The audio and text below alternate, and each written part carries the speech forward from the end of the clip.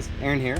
Today we're going to be replacing the blower motor and blower motor resistor on this Ram 2500. However, if you do have the 15 or 3500, these procedures and parts will work the same. I'm going to go ahead and include the parts, the blower motor and the blower motor resistor, in a link in the description so you can check that out if you'd like.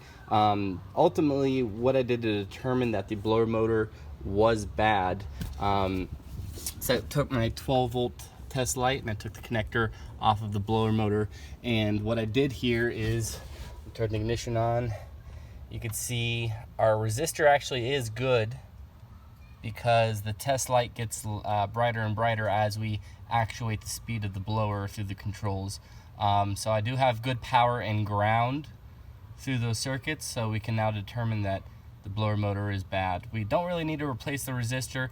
We're just going to be doing it anyways. The customer opted to go ahead and do that, so why not? Let's go ahead and replace that. So first thing to do, I'm going to go ahead and just replace the resistor.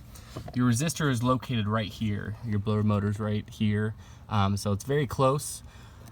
On the bottom of the connector, go ahead, just pinch it. See here.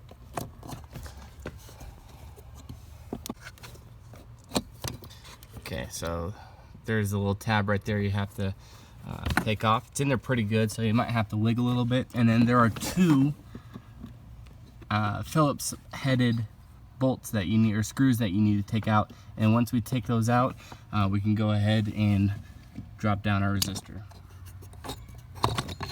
All right, so there's the resistor. And compared to the new one, looks the same.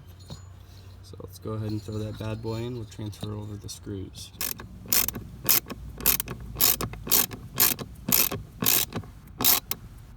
All right, so we got our new resistor in.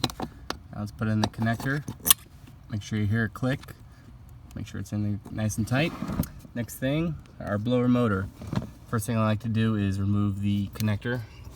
And on the back side of the connector, there's a little tab you have to pull down, push in and pull down. After that, we can go ahead and remove our 3 screws.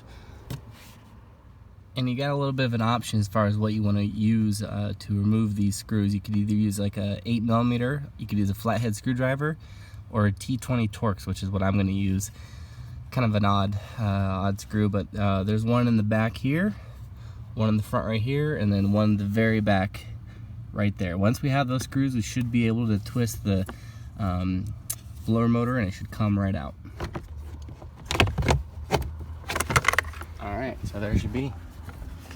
The customers were experiencing a little bit of a odd smell and a noise before this one failed, so I'm guessing that has to do with something with the brushes in the motor. Motor just burnt up or something.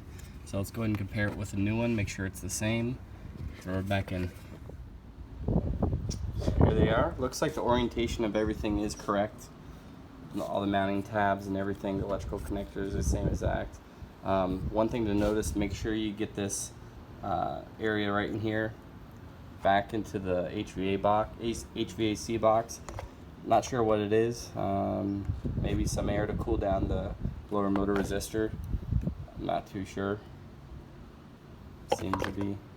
But this isn't an OEM part, this is an aftermarket part purchased from, I believe, O'Reilly's. I'll include a link in the description for the resistor and the blower motor if you want to check that out. But let's go ahead and throw this back in and test how she runs. Alright, so we got a motor in. Let's go ahead and put our connector in.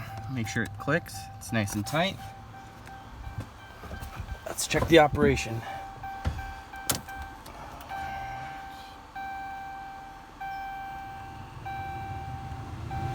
There we go. That's much better. Finally works. Well guys, I hope this video has helped you out. If it has, please like and subscribe. If you have any questions, comments, or anything else, please leave it in the comment section, guys. And thanks for watching. Take care.